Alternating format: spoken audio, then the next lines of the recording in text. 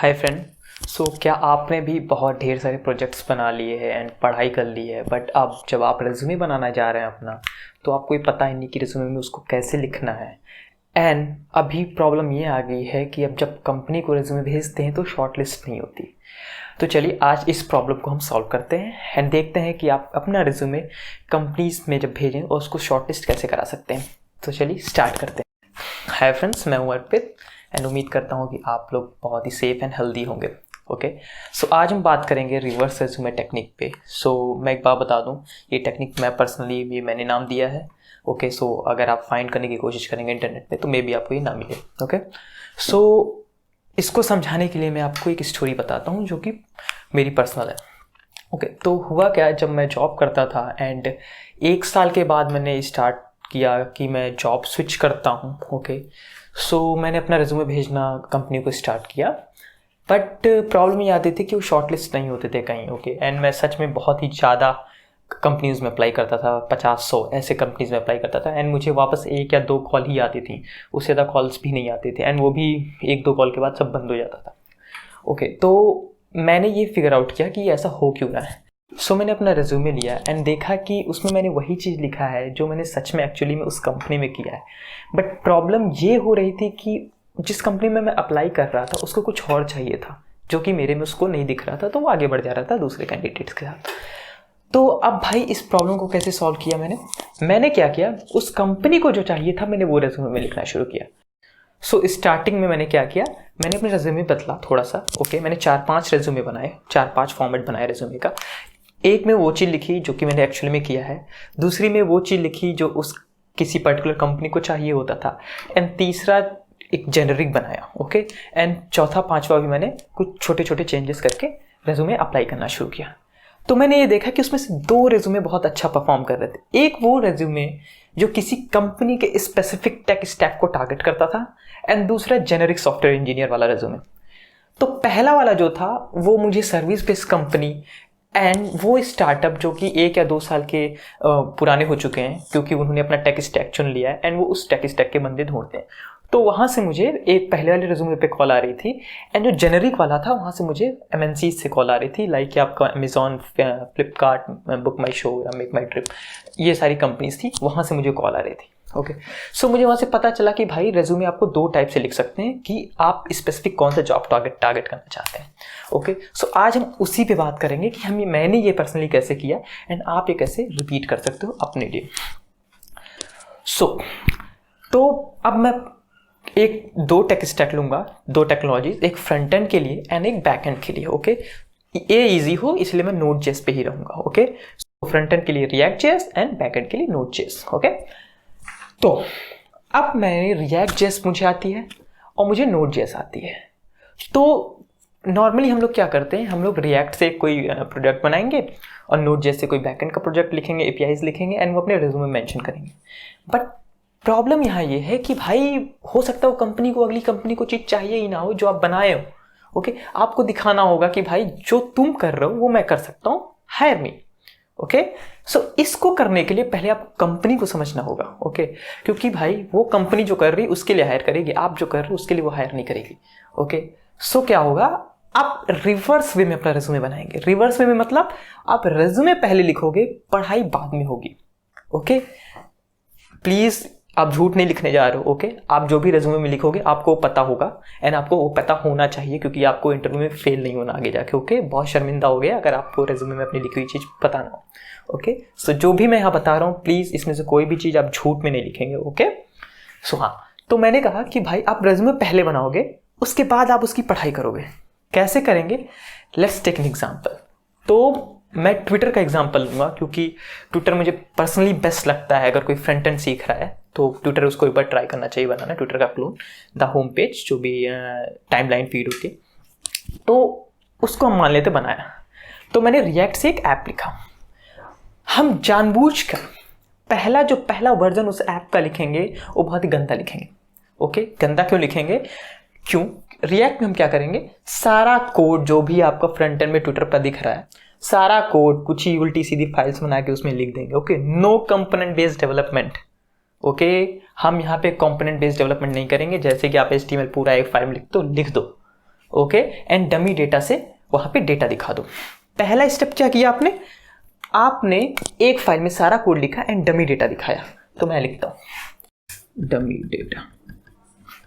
Okay, सो पहले आपने raw coding की एंड डमी डेटा में लिख दिया।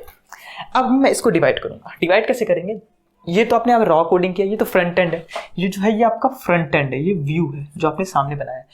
एंड ये डमी डेटा किस लिए, वो डेटा जो फ्रंट एंड पे दिखता है ये कहाँ से आता है, बैक एंड से आता है। बट अब ये डमी है, तो अभी आपने कोई फाइल बनाई होगी या तो HTML में ही हार्ड कोड कर दिया होगा। ओके, सो ये हार्ड कोडेड है, नो API। पहला स्टेप आप अपने रेज्यूमे में अब लिखोगे कि create a Twitter clone, okay, using dummy data in the front end. पहला पॉइंट हो गया। ओके, अब हम इसको सुधारेंगे। कैसे सुधारेंगे, पहला हम उठाएंगे इसको डिवाइड करेंगे कंपोनेंट्स में। ओके, सो आपने रॉ कोडिंग कर दी थी, अब हम इसके कंपोनेंट्स बनाएंगे। ओके, सो अब हमारा ये सेकंड पॉइंट हो जाएगा रेज्यूमे में इस प्रोजेक्ट के अंदर कि divided the HTML codes into multiple components which reduce the code base size by this much percentage and made us easy to handle the development, okay, or to fix the bugs। जब आप component बनाते हो तो एक single component आप multiple जगह दिखा सकते हो, एंड जब भी आपको उस मल्टीपल जगह पे उस कंपोनेंट को चेंज करना है तो आपको एक जगह पे चेंज करना है। तो ये शो करता है भाई आपने पहले तो गंदगी से बनाया और फिर आपने कुछ पढ़ाई की है कंपोनेंट से बदला।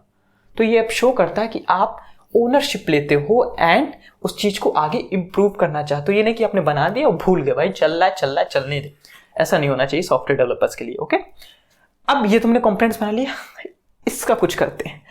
अभी हमने हार्ड कोड किया था, ठीक है, अभी भी हम डेटा API से नहीं लाएंगे। हम क्या करेंगे, हम इस डेटा को, इस हार्ड कोडेड डेटा को एक JSON फाइल में डंप करेंगे एंड अपने रिएक्ट ऐप में एक सर्विस लिखेंगे। सर्विस क्या होती है, सर्विस एक पर्टिकुलर कोड बेस होता है जो एक पर्टिकुलर काम करता है, जैसे कि HTTP सर्विस या ऑथेंटिकेशन सर्विस। ओके, वो हैंडल करता है एक पर्टिकुलर चीज को।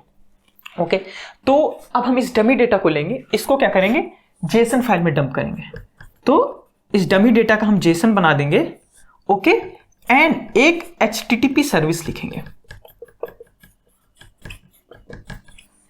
ये HTTP सर्विस क्या करेगी, इस फाइल को रीड करके आपको गेट रिक्वेस्ट अलाउ करेगी। सो क्या होगा कि आप जब कंपोनेंट लिखोगे एंड उस कंपोनेंट में आप क्या करोगे, API रिक्वेस्ट लिखोगे। सो जस्ट लाइक यहाँ इस कंपोनेंट में अगर आप कुछ कर रहे हो तो आप क्या करोगे, इस HTTP सर्विस से गेट करोगे। भले ही बैक में जाके हार्ड कोडेड डेटा है, लेकिन अब आपको इस कंपोनेंट को एक JSON मिलेगा। ओके, एंड ये JSON किसी फंक्शन से आ रहा होगा। इस फंक्शन को पता है कि भाई ये हार्ड कोडेड है, लेकिन इस कंपोनेंट को नहीं पता। ओके, तो अब आपका ये दूसरा पॉइंट हो गया कि made components, divided the project into several components and created HTTP service to get the data. अब नेक्स्ट स्टेप क्या करोगे, ये तो फिनिश हो चुका है, इसमें आप अब ज्यादा कुछ हैंडल नहीं कर सकते, इसमें आप कर सकते हो।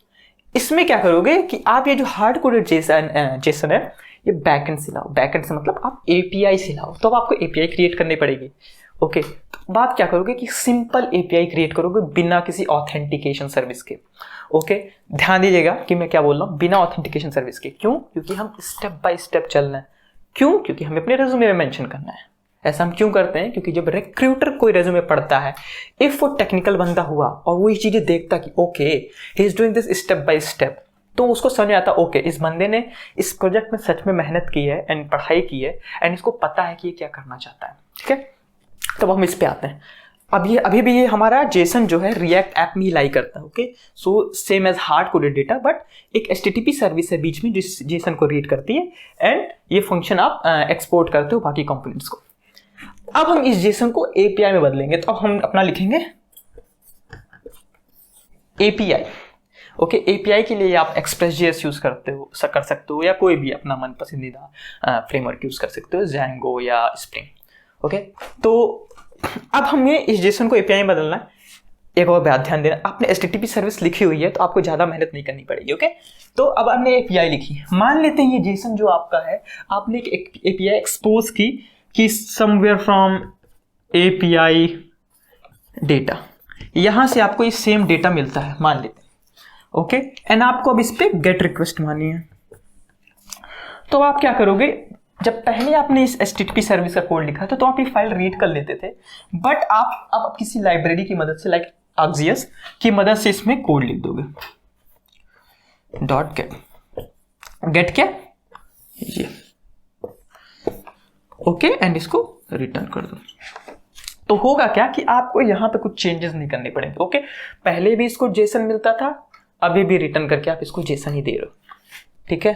तो आपने कुछ ज़्यादा चेंज नहीं किए, आपने सिर्फ एक API बनाई एंड इस HTTP सर्विस के अंदर के फंक्शन का कोड चेंज किया। ओके, अब आपका ये पूरी तरह हट गया, अब आपका कोई डेटा हार्ड कोडेड नहीं है, आपका डेटा API से आ रहा है। सो अब आप क्या लिखोगे, created an API using Express.js और any other framework which provide this particular data.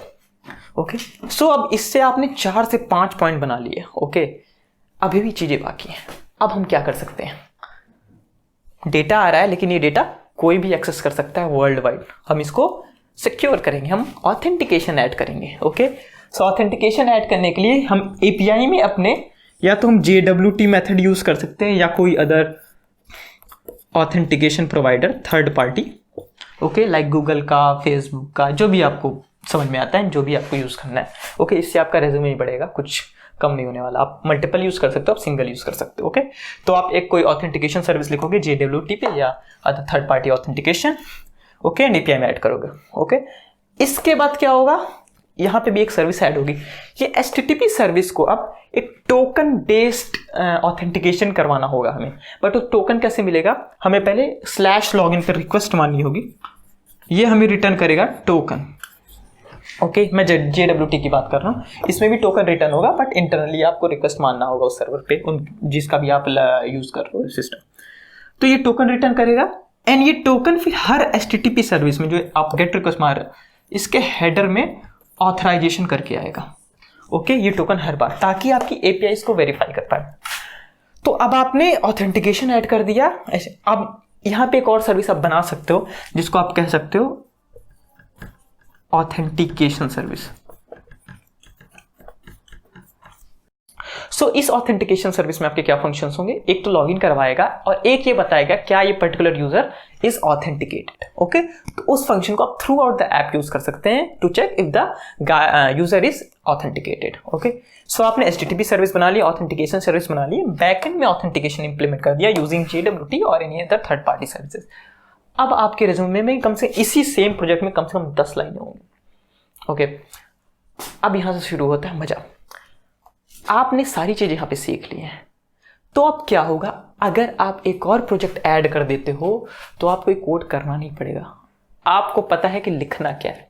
ठीक है, अब लेट्स से हम फेसबुक का क्लोन बना दें, कुछ नहीं, फेसबुक के कुछ फीचर डिफरेंट होंगे, उनको आप बनाइए, उनकी प्रैक्टिस करिए, बाकी सेम रहेगा। Okay, so line by line and step by step हम चीजें ऐड करते हैं। ओके, तो ऐसे बनता है अच्छा रिज्यूमे। ओके, एंड ये हेल्प करता है रिक्रूटर को आपको समझने में बेटर। ठीक, तो यहाँ पे आपने जैसे देखा कि फ्रंट एंड में कैसे मैंने मेंशन किया, बैक एंड को कैसे उठाया, और भी चीजें कर सकते हैं। ओके, तो लेट्स से आपको आपकी कोई कंपनी जिसमें अप्लाई कर रहे हो माइक्रो सर्विसेज पे काम करती है।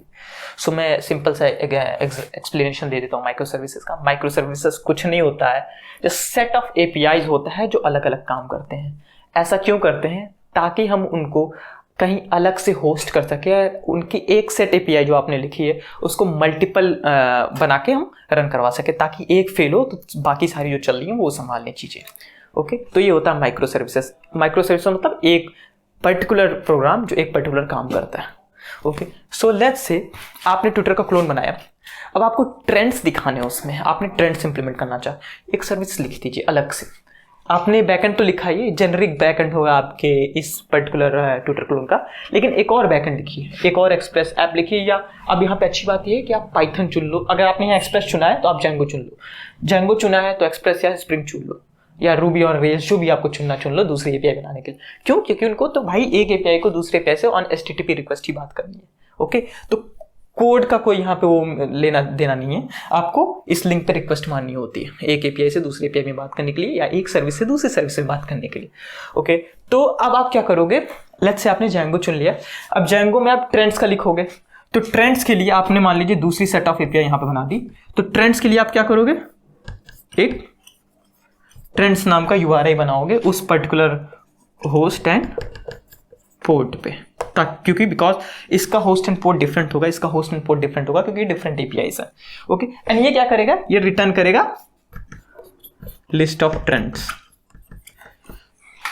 ठीक है, तो अभी आपको कुछ बड़ा ट्विटर के टाइप का बड़ा करने की जरूरत नहीं है कि आप ट्रेंड्स काउंट कैसे करोगे, कौन सी चीज ट्रेंड हो रही है, वो सिस्टम डिजाइन का पार्ट है। ओके, वो आप जब सिस्टम डिजाइन में आप पढ़ोगे ट्विटर का तो वहां पे आपको समझ में आ जाएगा। अभी आप क्या करोगे, नॉर्मली हार्ड कोडेड ट्रेंड यहाँ से लौटाओ या डेटाबेस में जाओ, अगर आप डेटाबेस में हैशटैग भर रहे हो वहां पे जाओ, काउंट फंक्शन लगाओ, स्लो होगा कोई फर्क नहीं पड़ता, आप बस ट्रेंड लौटाओ। तो इससे क्या होगा, आप माइक्रो सर्विसेज में इसको डिवाइड कर पाएंगे। अगर एक और एक्स्ट्रा लिखना है तो लेट्स से आप ट्रेंड्स अभी दे रहे हैं, एक सर्च का माइक्रो सर्विसेज बना दो।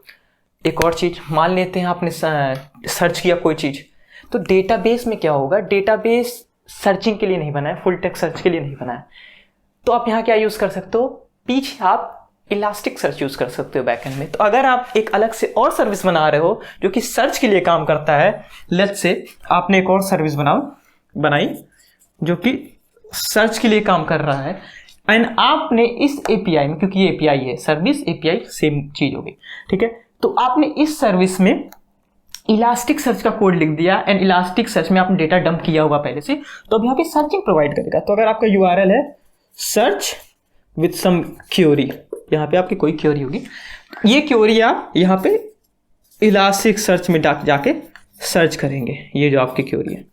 ओके, एंड ये रिटर्न करेगा। अब इलास्टिक सर्च दूसरे कहीं सर्वर पे चल रहा होगा, हो सकता है आपने पेड लिया हो तो वहाँ पे चल रहा होगा, तो वहाँ से आपको यहाँ पे डेटा लौटा देगा किसी वेरिएबल में। अब उसी वेरिएबल को आप रिटर्न कर दीजिए। तो आप ये पर्टिकुलर API ये पर्टिकुलर फीचर, सर्च फीचर आप इसमें यूज कर सकते हो या इसमें, क्योंकि आपको होस्ट पोर्ट स्लैश सर्च ही कॉल करना है, आपको हमेशा रिजल्ट लौटाएगा कहीं भी। ओके, सो इसे कहते हैं माइक्रो सर्विसेज, और आप वो सीख गए हो, रेज्यूमे में मेंशन कर दो। तो यहाँ पे आपने पूरा ट्विटर का क्लोन बना डाला with authentication, front end back and में माइक्रो सर्विसेज, हर चीज आपने पढ़ डाली। एंड इवन एक और बोनस पॉइंट मिल गया, आपने इलास्टिक सर्च भी पढ़ डाला। ठीक है, तो हम रेज्यूमे ऐसे बनाते हैं। ओके, कभी भी आप ब्लाइंडली रेज्यूमे बनाने की कोशिश मत करो। ओके, अगले बंदे को क्या चाहिए आपको वो बनाना है, आपको क्या चाहिए वो नहीं बनाना। क्योंकि अगर ऐसा होता कि हम क्या चाह रहे हैं उससे हमें फायदा मिलता तो भाई सबकी जॉब लग गई होती है, अभी हम सब काम कर रहे होते एंड हमें इतनी मेहनत करने की जरूरत भी ना पड़ती। ओके, सो हमें हमेशा सामने वाले की तरह सामने वाला कैसे सोच रहा है उसमें आपको रिज्यूमे बनाना है। ओके, सो आई होप आपको ये वीडियो पसंद आई होगी एंड कुछ नॉलेज मिला होगा इससे। अगर आप ये चाहते हैं कि मैं सच में रिज्यूमे बना के दिखाऊं अपना एग्जाम्पल लेके, देन प्लीज़ कमेंट करिए। ओके, मैं उसकी वीडियो बनाऊंगा, क्योंकि मैंने एक रिज्यूमे की वीडियो डाली थी कि मेरा रिज्यूमे कैसे कैसे ग्रो किया, तो मैं उसको दिखाऊंगा, आपको बताऊंगा लेटेस्ट रिज्यूमे लेके कि मैंने रिज्यूमे कैसे बनाया। ओके, तो अगर आप वो चाहते हैं प्लीज़ कमेंट करिए। ओके, एंड आपको वीडियो पसंद आई हो तो please like, share and subscribe. Okay, thank you, have a nice day, bye bye.